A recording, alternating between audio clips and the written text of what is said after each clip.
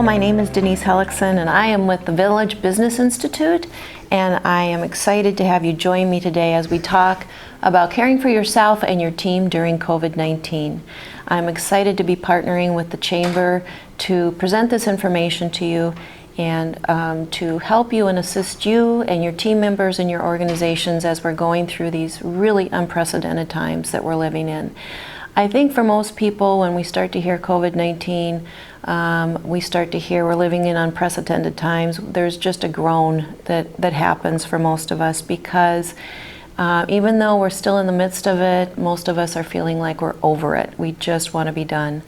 And so again, assisting with how do we help each other, our team members, our family, ourselves, to continue to show up, to be with what is, to look at what can we do in this moment, in this time, to help ourselves and help our team. And so that's what this is about today, is giving some tips and strategies to help you as you continue to navigate. As we move forward, I just wanted to talk to you a little bit about the Village Business Institute in case you're not familiar with our program. We provide a variety of professional services to our businesses and organizations in the tri-state area and throughout the country to promote healthy, productive work environments. We do that by offering consulting services such as workplace mediation, executive coaching, organizational assessments. We do a variety of trainings. We conduct investigations when needed and appropriate. And those are all fee-based to any companies that are interested in our services. We also have the Employee Assistance Program through the Village.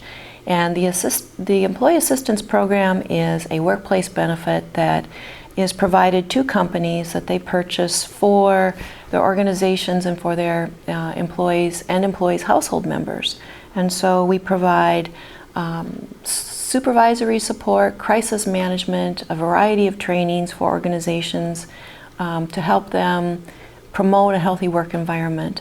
We also provide to employees and their household members counseling and a variety of services to help with mental health concerns, family issues, substance abuse, any other personal or work-related stressors that they are dealing with. And in this time of uncertainty and additional layers of stress that we're dealing with, EAPs are even more relevant and important for company support and well-being. So if you do have an EAP, please access those services as they can be a great benefit to you. Quickly, just to let you know a little bit about me and a little aside, I didn't know that that you were going to be able to see me today, so a lot of our online trainings are just the PowerPoint. So I wanted to include a picture so you just know who you're talking to today. My background is in counseling. I'm a licensed professional counselor and a licensed master's level social worker, and I've been providing counseling and advocacy, training, support to a wide variety of populations throughout my career. I've been with the Village since 2003, providing counseling, training, consulting in our Village Business Institute, and I really enjoy connecting with people. It's an honor to see the resilience and the strength and to walk with people on their journey a little bit as we're traveling this road and we hit challenges. Some of the things that you don't typically maybe know or wouldn't know about me in my bio. One of the things I've noticed about myself throughout my career and personal life, when things get complicated, I tend to seek simple solutions for focus and direction. And sometimes I think when people hear simple, they think ineffective or not worth trying. And I have found that actually the simple solutions are the ones that can give me traction, can help me to get going in the right direction, can eliminate the anxiety and the stress and the overwhelm that we feel, and can help me get back on track again. And so today as we're talking, I look at whether I'm dealing with my own stressors, whether I'm working with clients, whether I'm providing a training. I always look at what are the techniques and the tips that are going to help people, that are going to give you the biggest bang for your buck, that aren't going to take a lot of resources, aren't going to take more energy and stress to do, but are going to give you the biggest effect. And so that's one of the important things I think for you to know about me. The other thing is that I believe mindfulness and self-compassion are very powerful components in overall well-being. There's a lot of research and science that can back that up as far as mindfulness, how it helps to rewire our brain.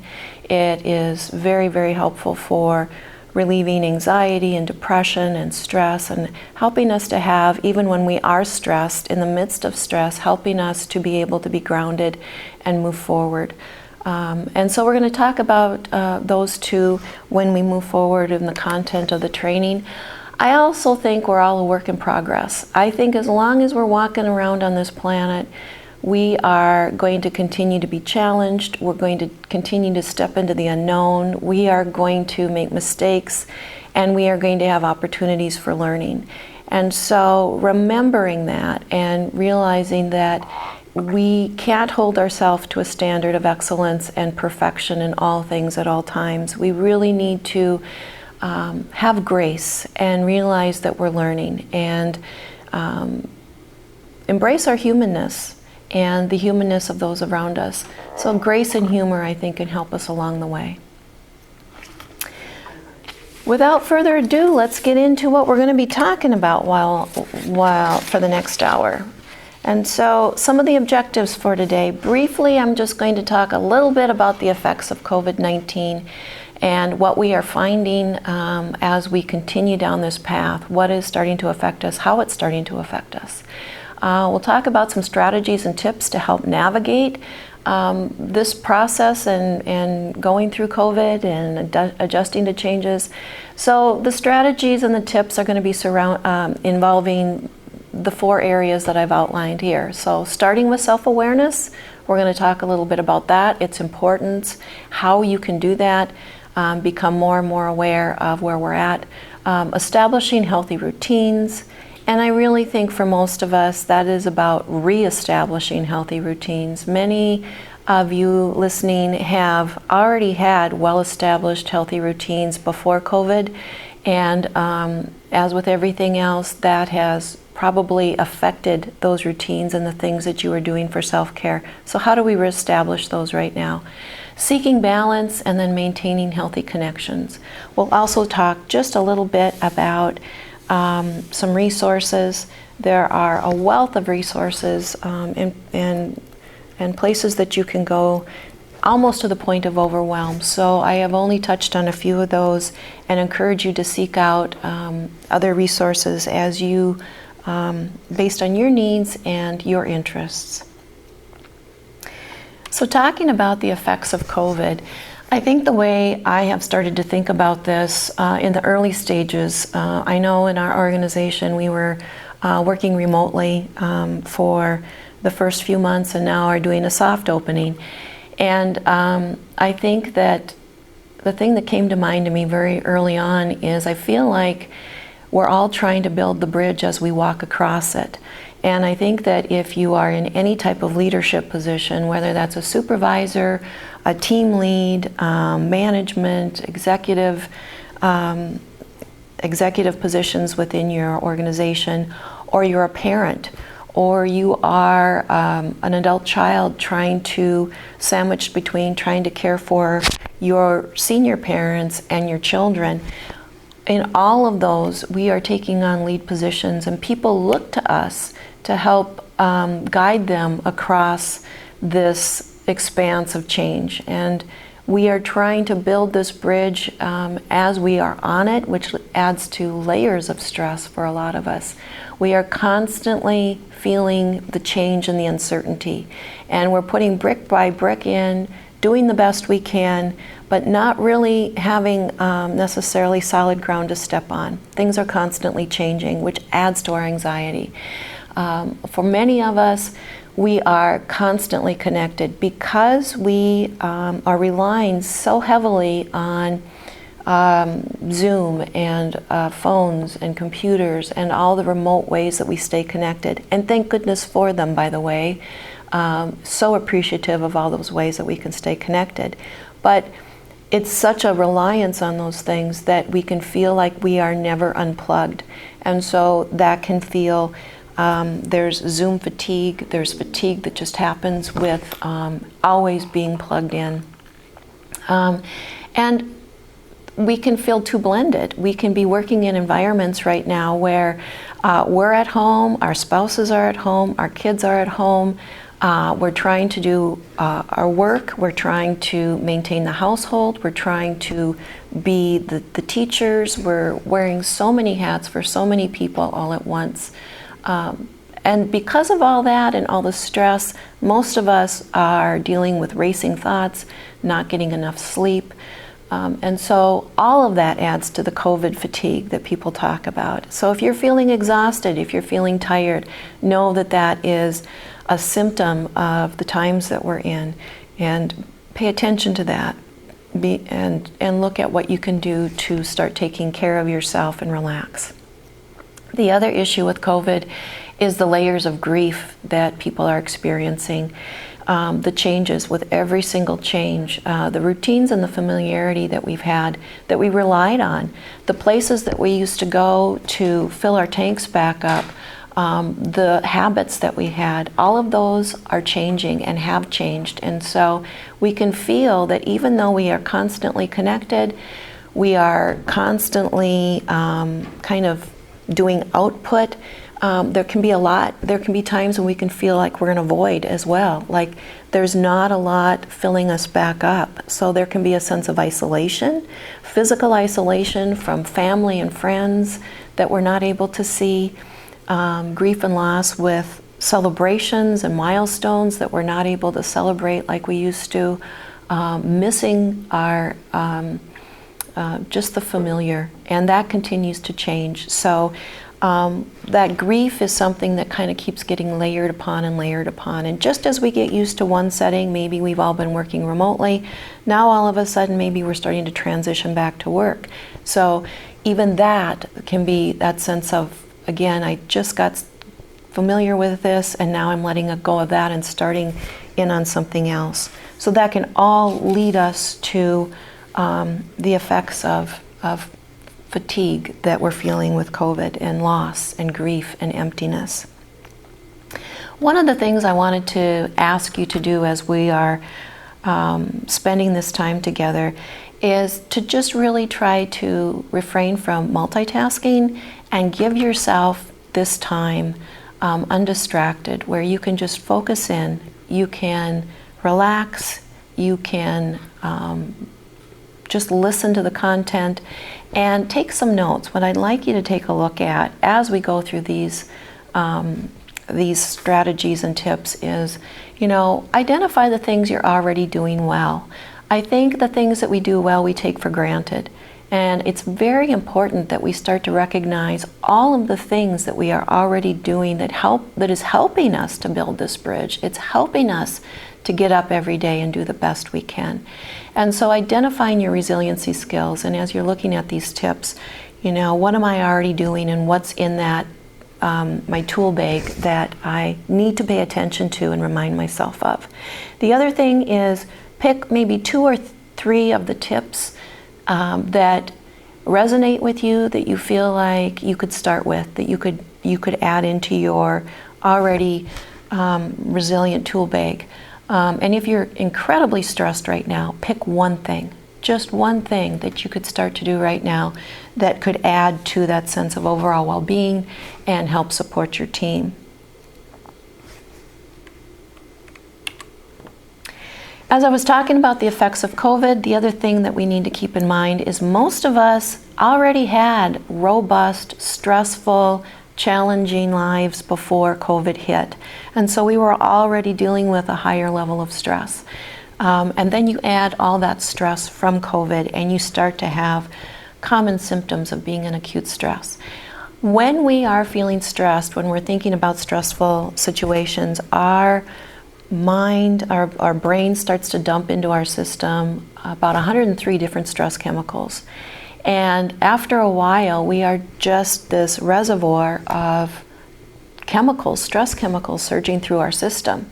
And those chemicals are there for a reason. They're there to help us to be more alert, to be aware, to react quickly. But we were not meant to be in high stress for long periods of time. We were made to, if there's a danger, if there's a threat, we get into acute stress, we deal with the stressor with those stress chemicals, and then we get back down to a normal level of functioning. For most of us in the world that we're living in, we just keep ratcheting up and living in higher and higher levels of stress, so that we are living in acute a lot of the time. And because of those stress chemicals constantly being in our system, we start to have symptoms physically. Our body dealing with those stress chemicals, we start to have muscle aches and fatigue, muscle stiffness, headaches, chest pain, nausea, fatigue, just draining energy. Those are just some of the things that we can have. If you have chest pain, obviously, and it's starting to be acute, or heart palpitations, or some of those physical symptoms, always check with your doctor. I would rather they tell you that it's stress than you tell yourself it's stress and have it be something more important. The other things the other ways that stress affects us is, again, mentally and emotionally. Mentally, when we are constantly on high alert, we start to have lowered concentration. I call it stress brain, where I might be reading the same sentence 3 or 4 times, and I feel like I've got a Teflon helmet on, like it's bouncing off, it's not going in, I don't know what I'm reading. Maybe people have sent me an email or talked to me and I don't remember what was in that email, or maybe even getting it. Indecision, difficult time making choices, and a negative attitude. It can start to be very overwhelming. The emotional things that we start to feel when we're in acute stress: anxiety, very much anxiety, nervousness, depression, anger, a lot of just quick irritability, high sensitivity. The things that used to just roll off our back all of a sudden is up in lights. Behaviorally, you might find yourself fidgeting more, legs and arms moving, just all that energy has no place to go. We might want to socially isolate, we might not want to be around people as much, or we might be more sharp and more quick to blame. We might feel like pulling back socially, and we just are feeling on overload. We want to reduce that overload. So a lot of times we might want to not be interacting with people as much as we did. And the spiritual piece, that's not talking about religion, that's talking more about just our sense of purpose, our sense of connectedness and purpose and higher meaning. And sometimes when we start to feel like we're in acute stress, we can have feelings of hopelessness, or what's the point in all of this? I'm racing as fast as I can and nothing seems to matter. Those are all common symptoms of acute stress, and especially now that we are in COVID. And when you think about that, is what I as an individual might be feeling, but also that's what my team members are experiencing. And the thing to keep in mind with this is that it is not something that you can choose. It is something is just a result of those chemicals that we're dealing with all the time. So the question for you would be, how do you know that COVID-19 has affected you? What are the symptoms that you are experiencing? And to just take a few minutes from those lists, or even just right now do a little bit of a quick check-in with yourself.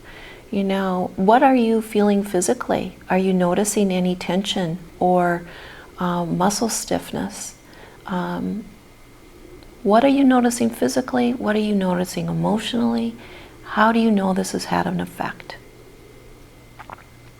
The thing that is important about this, well, when you look at this picture, first of all, I love this picture, by the way, but when you look at it, how many times have you looked like this or felt like this on the inside, and somebody says, "So how are you doing today?" And you say, "Fine. Everything's fine. I'm great," right? First of all, we have to be real and honest with ourselves, and it's okay to be honest with other people, because that's how we role model. Expect to be affected by this. We can't not be affected by high acute stress and living in the unknown. So expect it. Don't berate yourself for the symptoms that you have. acknowledge them, and look at, of course I'm feeling this way. What can I do to take care of myself? And let other people know the same thing. If you're feeling like, if people are apologizing because I can't remember what we talked about, or I'm sorry I forgot that email, you know what, it's okay. We're living in stressful times, and that's just part of dealing with stress brain. Don't compare yourself to what you used to be like or what you're like when life is beautiful, everything's working for you, you're ticking on all cylinders, because that's not reality and that's not where we are. Okay, so based on where we are today, you know, I am doing the best I can, but I'm also showing some symptoms, and that's normal. And don't compare yourself to others, because what we see on the outside, a lot of people might be feeling put together or looking put together, looking like they have it all together. And yet on the inside, they might be feeling a lot like this picture that I just have up. So don't compare, and be willing to look at and acknowledge how you're experiencing this at the moment. Talking about self-awareness, I can't talk about this enough. When we are looking at wellness, helping our teams, being in those leadership positions that I talked about, whether it's a parent, an older sibling, or in our work environment, we can't lead if we don't know where we're starting from. And self-awareness, to me, that's your personal GPS. Anytime you are looking to go to a new address, anytime that you are figuring out where you're headed, when you're building that bridge, you can't know where you're going if you don't know where you're starting from. And a lot of times we get up in the morning and we hit the floor running. Those stress chemicals are already surging, and we're racing out the door and we're running before we've done a check-in. But we really need to take a look at, you know, I am taking myself, you know, throughout this day, where am I starting from? What am I feeling right now? What's going on for me? That kind of hits your coordinates for the day. And whatever you're feeling, whatever you're experiencing, wherever you're starting, be curious about that and suspend judgment. Don't check in and go, this is where I'm starting from. I'm feeling tired. I'm not looking forward to the day because I haven't slept well. I'm feeling pretty raw, and I'm feeling kind of sad. Okay, maybe that's where I'm starting from today. And if I can suspend judgment, then I can look at, okay, and based on that, I still have to show up. I have to get things done. People are counting on me. But how can I, based on where I'm starting from, what can I do to have a successful day based on where I'm starting from? So we're going to talk just a little bit more about that. The first tip I'd have for you is just check in with yourself regularly and really take a look at before you. This takes minutes, if not seconds, to do. Before you leap out of bed in the morning, maybe just do a check-in. What are you feeling emotionally right now? What is the emotion you're experiencing? And I have to tell you, I have given emotion checklists to a lot of the adults that I work with in counseling, because most of us aren't used to thinking about this, and it takes a little practice to get into it. I will ask clients every time I see them, what are you feeling right now? And most of the time I get something like, well, I'm feeling like I should maybe get some food after this. Nope, that's a thought. Let's try it again. What's your emotion? So what are you feeling? Sad, lonely, happy, excited, irritable? There is no emotion off limits. So what am I feeling? Be honest. And then where are you feeling that emotion in your body? Maybe I have a knot in my stomach. Maybe I am feeling butterflies because I'm excited about the day. And what else? Do a mental, that check-in with your physical presence. You know, how is my body feeling? Where's my energy? What am I telling myself right now? Am I telling myself I'm dreading the day, I don't want to show up, I just want to go back to bed? Or am I telling myself this is going to be a good day, people are counting on me, this is going to be fun? Whatever it is, again, suspend judgment and just know that's where I'm at right now. Based on that, what can I do to take care of myself so that I can get into the day? And you know, you can do those check-ins, you know, maybe in the morning, maybe at lunchtime, and then maybe again before I go to sleep or I'm transitioning from work to home. Those regular check-ins help you to readjust your coordinates so that you can continue to get throughout the day. The second tip I have for you in self-awareness is just practicing self-compassion. And most of us are really good at providing kindness and compassion and encouragement to the people around us, but we don't extend that gift to ourselves.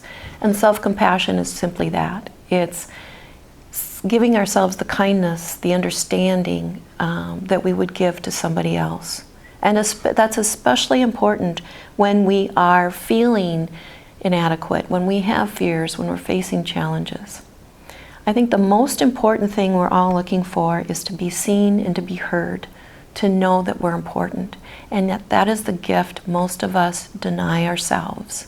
And so with self-compassion, it's just turning those skills that you give to everybody else freely back on yourself. And there is a power in doing that. Kristen Neff, N-E-F-F, she's in the resources. If you want to know more about self-compassion, she is a great resource. She has a book, she has a blog, she has all sorts of activities that you can look at. But the 3 steps that she talks about is basically, first of all, again, noticing what you're experiencing. So I'm feeling overwhelmed right now and stressed. That's the first step. And then recognizing everybody feels overwhelmed and stressed at times. That's just part of being human. A lot of us, when we know what we're feeling, we start to chastise ourselves or tell ourselves other people have it worse, or I need to snap out of it. Everybody else has got it together but me.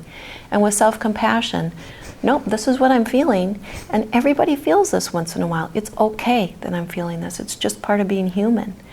And then the third step, which can be difficult for people sometimes, is based on that, how can I show myself the kindness I'd give to somebody else? And so one of the ways to do that is just think about, what would I tell somebody else, my friend, my colleague, my child, my spouse, what would I tell them if they were feeling overwhelmed and stressed right now? Write that down, or just really think about that for a minute. And then say that to yourself. There is a power in hearing our own voice, acknowledge our experience, and give ourselves the kindness we need. And when you start to do that, as simple as it sounds, it helps us to calm down, to lower the anxiety, and to be able to move forward throughout the day a little bit better. So think about the dialogue in your head. Think about, would you ever talk to anybody else the way you talk to yourself? We don't talk to anybody else typically the way we talk to ourselves because we know it doesn't work. Chastising, blaming, criticizing, none of that works. It diminishes us. It causes us to feel defeated and depleted. And so do what we know works, which is, it's okay you're feeling this way. Today, if I'm feeling overwhelmed and stressed, I'm going to take it one step at a time. I'm going to take a few breaks. I'm going to make sure I'm eating. I'm going to move a little bit. I'm going to break this up into the steps and take it one step at a time. And by doing that, I am going to be able to get myself through the day, and I will reward myself at the end, and I'll encourage myself, and I will recognize the things that I'm doing well. Another tip in showing up in that self-awareness piece is just being present, that mindfulness piece again. When you think about where our focus is most of the time, if most of us are either living in the past or the present, and you'll kind of get an idea of where you're living based on your emotions. If we are constantly living in the past, we are going to be feeling a higher tendency for grief and loss, regret, sadness, because we are missing the experiences or the people or the things that we used to do, or we're just missing the fact that we're not there. When we are spending too much time in the future, we are going to be feeling more anxiety and stress because we are looking into an unknown future, and a lot of times we fill in the unknowns with the worst case scenario. So we are made to be learning from the past and looking from the past, and we're we're programmed to look to the future. We need to do that for self-preservation, and so we know what the dangers and the information is and how to plan to go ahead, but we weren't meant to live there. If you think about what it would feel like to walk through the day with binoculars on your head, how easy do you think it would be to navigate, right? It wouldn't. It would not be easy, because all of a sudden you would realize that I am seeing distance, but I don't know what's around me. I am missing the people around me. I don't know if I'm going to walk into a table or trip over my cat. I don't know what is here in this moment that I need to deal with. I can't see any of that because I'm looking too far ahead. And it's the same thing when we live into the future. So when you notice that you're there, just when you're checking in with yourself, ask yourself, where is my focus right now? And if it's anywhere but here, bring it back to this moment. Just in this moment where, in this room, listening to this presenter's voice. And I'm sure your mind has gone off a million times as I've been speaking already. That's natural. But when you catch it, just bring it back to this moment. When you do that, then you can start to focus on things like, if I've been living in the future and focusing on all the unknowns, I'm going to bring it back into this moment, and I'm going to make a list of all the things I know right now. I know in this moment that even though I'm feeling scared, I am safe. I know in this moment that all my needs are met. I know in this moment I have people that support me and are here to help me. I know in this moment that I have stepped into the unknown a million times and landed on my feet. I know I have resources and skills to do this.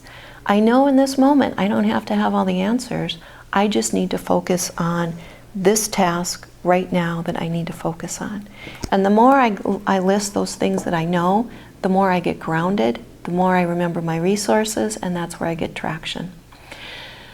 Another exercise that's similar is just, what do you have control over in this moment? And focus on that. I have control over my attitude, the choices that I make right now, the tasks that I choose to work on. So what is it that I do have control over, and what choices can I make based on that? And then in this moment, what is the thing that I can do right now that's going to have the biggest impact? When I look at this moment, it helps me to think about, where am I at in this moment? Maybe I haven't eaten and all I've had is 3 cups of coffee. Maybe the biggest impact I can have right now is getting myself something to eat and taking a stretch break so that I've got the fuel to focus on the next moment. And in that moment, I'm going to return phone calls. So it gives us the traction that we need to move forward. It can also be helpful when you are dealing with your team members to remind them of that. Let's bring it back to now. Let's bring it back to what we know. Other ways to be present. People talk about breathing all the time, and the reason they do is because it works. When we are focused on our breath, we are in the present moment. We are not in stress brain in the moment and living up here, but we are down into our body, because I am focusing on feeling that breath come in through my nose and down the back of my throat, noticing how I'm feeling it, my lungs fill up, noticing how that feels when I'm releasing. And as I do that, when I'm breathing, it's not to eliminate thoughts, it's to notice the thoughts and just bring it back to the breath. And there are a lot of apps and ways that you can, set your phone and just focus on your breathing for 1 or 2 minutes to get started. And again, the focus is not to eliminate your thoughts and quiet your mind. It's just to be present. When you do that, your brain, your stress brain takes a break, and your cognitive prefrontal cortex starts to give you calming chemicals and helps you to feel grounded, and the good oxygen helps you to clear your head. If breathing isn't your thing, however, you can also do a variety of things that get you in the present moment. Doing some writing, just taking out a legal pad, writing down all the thoughts that you have in your head is being present. Doing yoga or any exercise that helps you to just be in this moment and focus on your body. Doing a couple bends and stretches even in the office.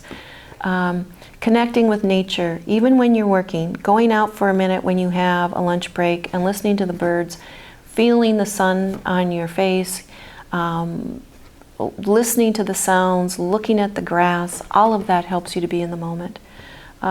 So think about also, connecting to your senses. If you like to garden, what are the things that you like to do where you lose track of time? That's when you're totally in the moment, whether it's creating, gardening, fishing. Think about those things and then look at how I can incorporate some of those activities into my world, because it actually helps reduce anxiety and stress. And then take those quick 1 minute to 3 minute breaks throughout the day where you're just doing a few moments of being here in this room, wherever that is for you.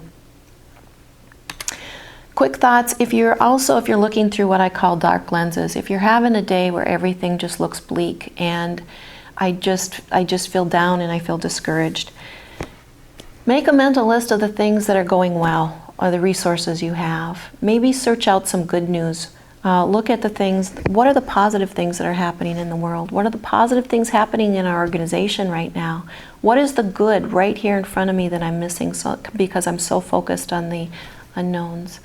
Find something that makes you laugh. Humor is a great stress reliever and it helps us to connect.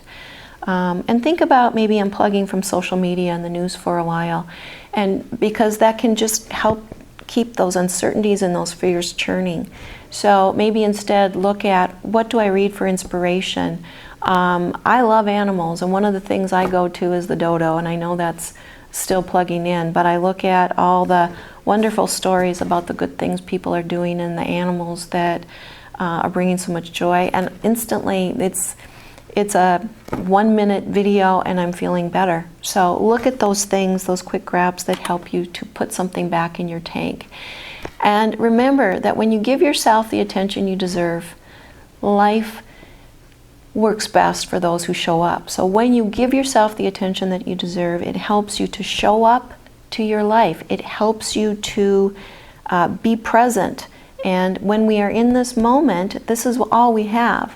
We don't want to feel like we race through our life and we've missed it. We missed the being present to the people and the things that we really love. So being present helps us to show up and to really fill our tank with gratitude and the experiences.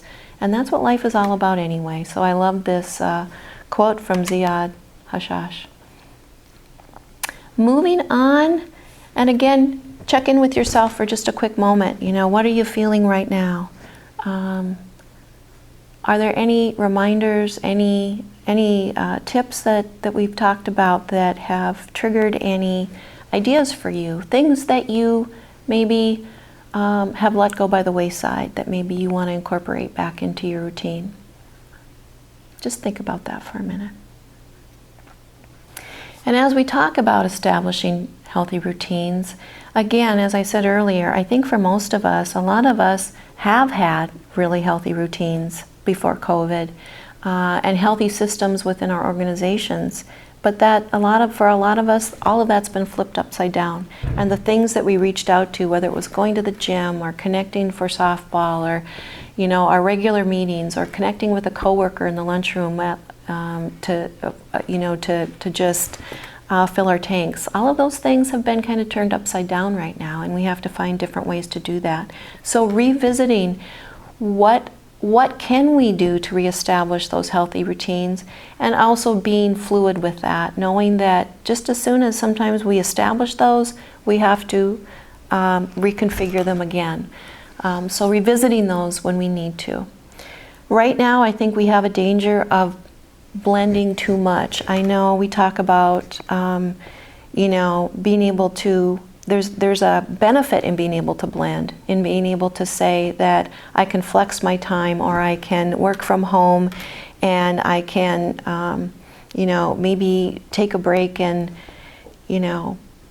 do something at home as well, and then go back to my work. And if you have that flex time, and that's okay within your organization, that can be very beneficial. But for a lot of us, we are blending to the point where I don't feel like I have any breaks. I don't feel like there's ever a time where I've completed one thing and I can move on to the next. It's just a constant everything all the time and trying to get it done. And when we blend to that point, we start to have heightened anxiety, we start to feel overwhelmed, burned out. It's like I'm running on this treadmill, but I'm never seeing any goal accomplishment or any time where I'm done. And so if you're starting to feel that way, take a look at your boundaries. That would be the next tip, is just, set some boundaries for work time and home life, even if you're working remotely right now.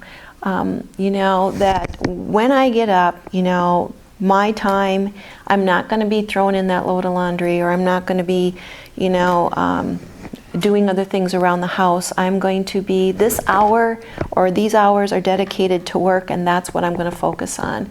And then have a time when, based on your job position and the expectations, that I am really going to shut that work time down, and now it's home life. So do I have a place, if I'm working from home, where I can shut down the computer, I can put it aside so that I'm not looking at that, I'm not seeing those emails pop up, I'm not constantly at work all the time when I should be home, and vice versa.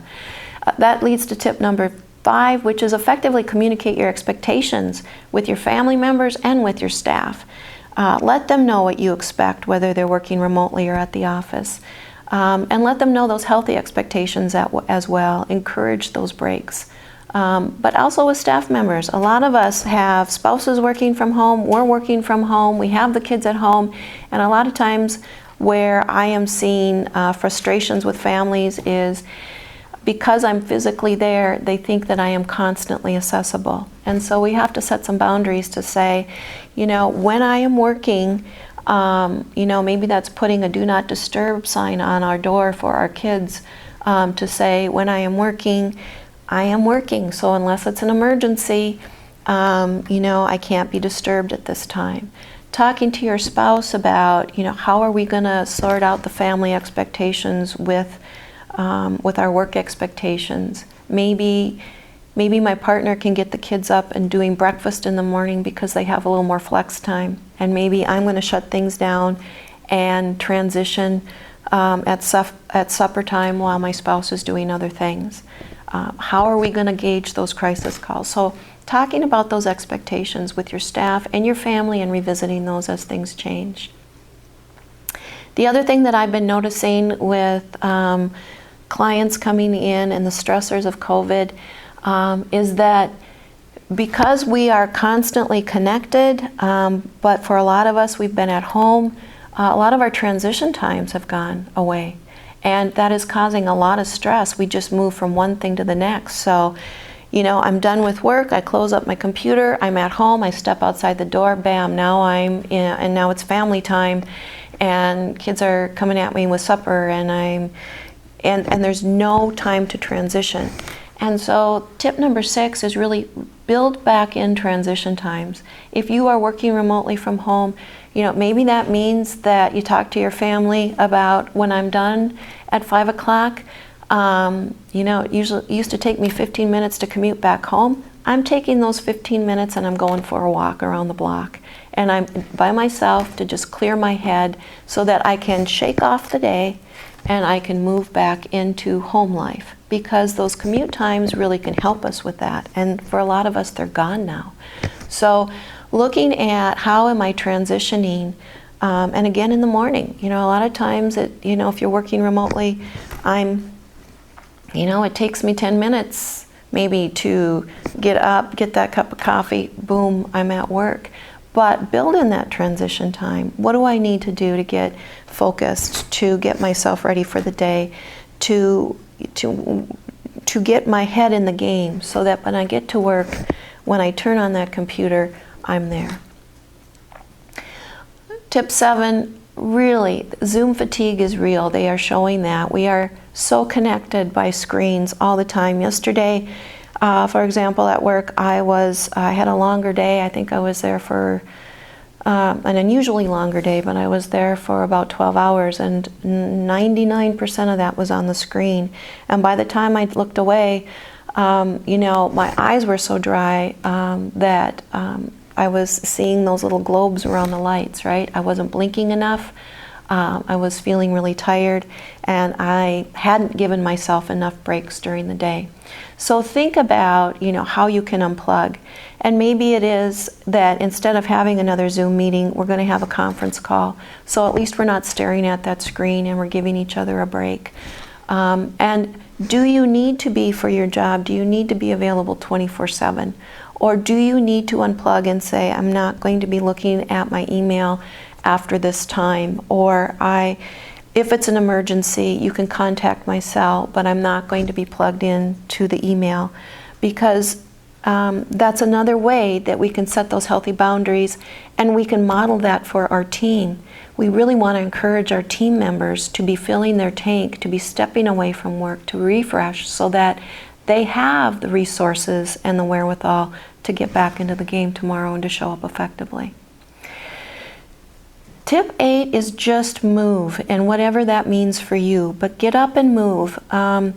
If you are working remotely, there can be I thought I had a sedentary lifestyle before I was working remotely, but I didn't realize that just walking across the parking lot, walking back and forth to other departments and up and down the stairs, running errands throughout, after work, all of those things were keeping me moving. And now that I'm reducing my running around because of COVID and social distancing, and I'm not running so many errands, I don't have to run up and down stairs and across parking lots, and I go 10 steps from one room to the other, and there's my office, and the other room, there's my home.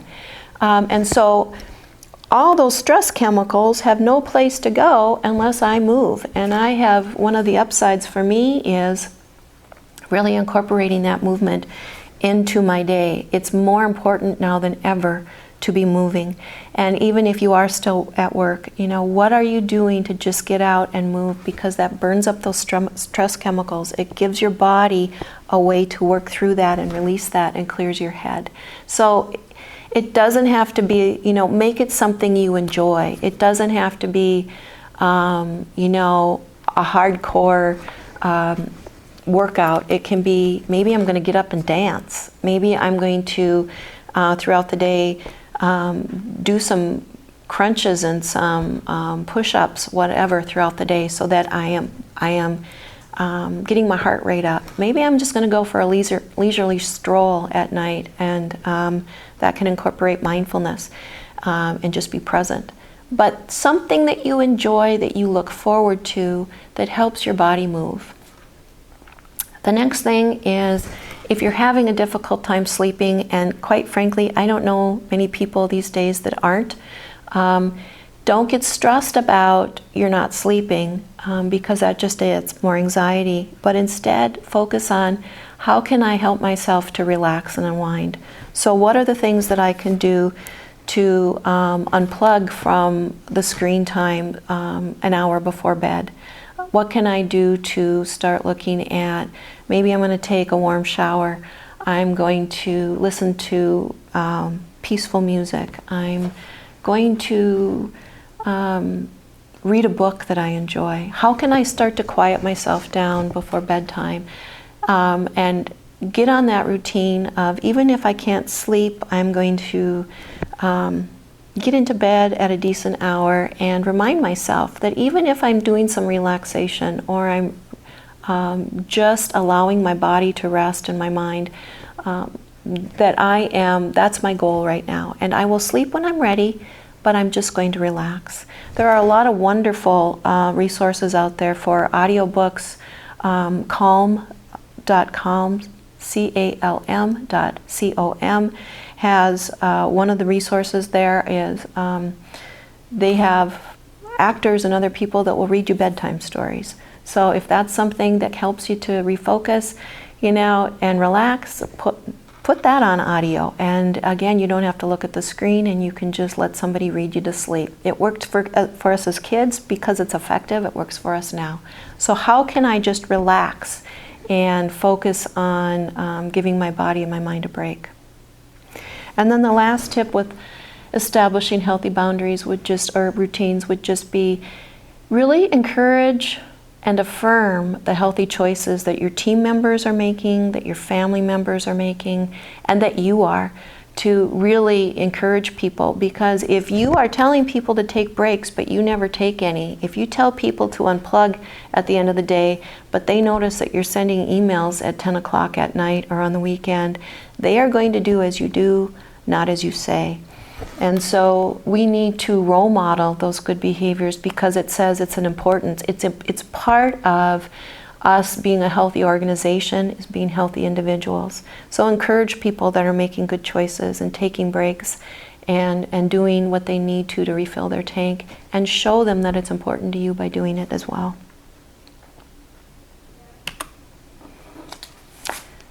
One of my co-workers sent me this in an email. She was encouraging all of us to take care of ourselves. And this is a quote from Brene Brown, and I think it's really important. It takes courage to say yes to rest and play in a culture where exhaustion is seen as a status symbol. And I think that that is so important to just let that soak in for a minute. Sometimes we wear our exhaustion and our sense of tattered and running on an empty tank almost as that status symbol, or as a means to say, look, I am important, I have value, look at all the people that are relying on me, I can't slow down because of all the people that depend on me. And really it's the exact opposite. That's not showing our value, that's not showing our worth, to run ourselves into the ground, to exhaust ourselves, to allow ourselves to eventually just be kind of at the side of the road on empty, right? What we really need to do is say, because people are relying on me, because I need to show up and embrace my life in this experience, I do need to value myself. And part of that is having the courage to know the signs and symptoms, my emotions, my body, my thoughts are giving me, that says, I'm starting to feel afraid. I need to rest. I need to play. I need to slow down and put more of the good stuff in my tank so that I can keep going. And that leads to seeking balance, really looking at where are we out of balance. I think we all know that work-life balance is a myth, that reaching a state of perfect balance is probably never going to happen, because we are always in a state of flux. So I really want you to think about this in another way. Tip 10, notice where you are out of balance or you're overly focused, and that will help you to know what you need to do next, right? So if I'm overly focused on the future, then I know I need to refocus on the present. If I know that right now I have been connected to my screen for 3 hours, which is what I should have done yesterday, I need to take a break and I need to do something with it in a different way. If I know that I've been focused too much on social media and I'm feeling fearful and anxious, I know I need to unplug and be present to my family, my coworkers, my dog, my cat. I need to refocus in another way. So just notice where you're out of focus, where you're out of balance, and what is the opposite of that I could start doing. I know that I'm feeling overwhelmed and it's too complex, all these unknowns, and so I know that I need to keep it simple and find my lane. Tip 11, put activities on your schedule that are a source of pleasure. And those can be quick things like looking at the dodo for me for a minute. It can be, you know what, I need to, I haven't connected with my friends, and so I'm going to give them a call, or I'm going to talk to my neighbor in the yard tonight, or I'm going to do that activity guilt-free. I'm going to read my book just for fun tonight. Those things, put those on your list and make them a priority. I ask clients all the time after the end of our session, what are you going to do today to fill your tank, to take care of you? And I ask that because it's the question we typically don't ask ourselves. Ask yourself that question, put it on your list and make it a priority. And then let other people know what you need and how they can help. If I'm feeling overwhelmed and I just need some quiet time and time to transition, let the people around you know that, whether it's your staff members, whether it is colleagues, whether it's your family. I I just need 10 minutes to focus on this project, or 15. Can I get back to you when I'm done with that? I need at home, you know what, I've had an incredibly stressful day. I just need 10 minutes to myself just to refocus. I'm not upset with you guys. I just need a little time, and I'll join you guys when I'm done, if that's, if that's okay. Talk to them, because most of us get tangled up when we are trying to help and we don't know what the other person needs. So just communicate. Many of us feel stressed and get overwhelmed, not because we're taking on too much, but because we're taking on too little of what strengthens us. So think about those priorities you need to put back in that really help give you what you need to keep going. Lastly, I just wanted to talk about maintaining those connections. I think there's so much output these days, and we're feeling a sense of, not really connecting and getting back in to those connections. So quickly, because we're all on stress brain, over-communicate with people, with team members and family members. We are having a hard time concentrating. Memory is faulty. Decision-making is difficult. We are making a few more mistakes. So the more we can over-communicate with people and tell them what we know, we can fill in the knowns for them, reduce anxiety, remind them, and reassure them. So continuing to communicate over and over again and know that it's okay. Tip 14, just acknowledging this experience is hard. We need to expect to be affected by this. Acknowledging people's human experience, especially at work, can help them to be seen and heard and valued, not just as a worker, but as a person. Offering encouragement, showing appreciation for the things people are doing well, because we're so focused on what's not working. It's really a balm to the soul when we can let people know, or when we hear from people that they appreciate the work we're doing, or that we're doing what we're doing well. Stay connected to your remote workers and check in with them. If you just search for virtual employee engagement activities, you can get a wealth of ideas for how to engage people, how to stay connected.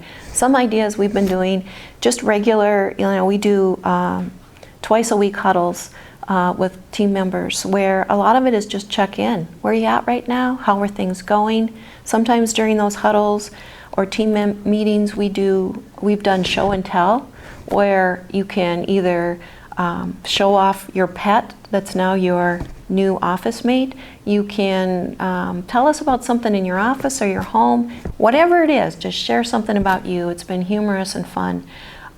We always start our meetings with sharing, and that is just a brief 1 or 2 minute check-in where people can share whatever they want to, whether it's about home, whether it's about their child's hockey experience, whether it's about what's coming up at work, and it's just a 1 or 2 minute check-in. And that can be so helpful in helping us to see each other again as that supportive team. One idea might be even just, and I know this can't happen often, but you might have a scheduled huddle or team meeting, and maybe you cancel that meeting for the day and say, you know what, instead of our 1 hour regular meeting, I want you guys to take this hour for self-care, to unplug, or you leave the meeting early and give them the half hour. This is for you. I know this is a difficult time. I know we're all struggling. I want you to go for a walk. I want you to take care of yourself for 30 minutes in whatever way fills your cup, and then come back to work. So find those creative ways to stay connected, to inject humor and fun into meetings, and give people the gift of your presence. Stop multitasking and really, even if we're on Zoom, focusing in, eye contact, verbal expression, all of those nonverbals that say, you matter to me. And right now, in the midst of everything that's going on, you are the most important thing, and I am listening to you. Whether that's with your team members, that's with your family members, give people the gift of your presence. And it's also a gift to give yourself, because those are when those meaningful interactions really happen. I hope from those tips, again, I know that they're very simple and easy. I hope they help you to just find one or two things that you could add that feels like a good add, not a should or a have to, but a want to. In talking about resources, the first thing I would encourage you is just check with your organization. What are the benefits and the resources that your organization has available to you and your team members? Whether that's insurance benefits. Do you have an EAP program? And if so, check that out and access the services that are available under that. Let your employees know what's available so that you're encouraging and using what's there with minimal cost, with minimal time and effort. The other things that I talked about, calm.com has a wide variety of relaxation and self-care apps. Headspace, the same thing, helps with sleep, meditation. The SelfCompassion.org, that's Krista Neff, and she has a wide variety of resources and information that can be helpful. Our very own FM Chamber, FMWF, I should say, Fargo, Moorhead, West Fargo Chamber, has collected lots of wonderful resources on COVID and support and links. And also we at the Village Business Institute have done a COVID resource button on our website, so that's our link as well. So those are places to help you get started. Continue to realize that, again, give yourself grace, give yourself patience, know that you're going to be affected, recognize all the good things that you and your team are doing in your family, and take it one step at a time. And if there's anything that we can do, again, the number here for the Village, we're available. Let us know how we can help. Thank you so much to the Chamber for this opportunity to share these resources. And all of you, take very good care of yourselves. Find something to do today to fill your cup. Thank you.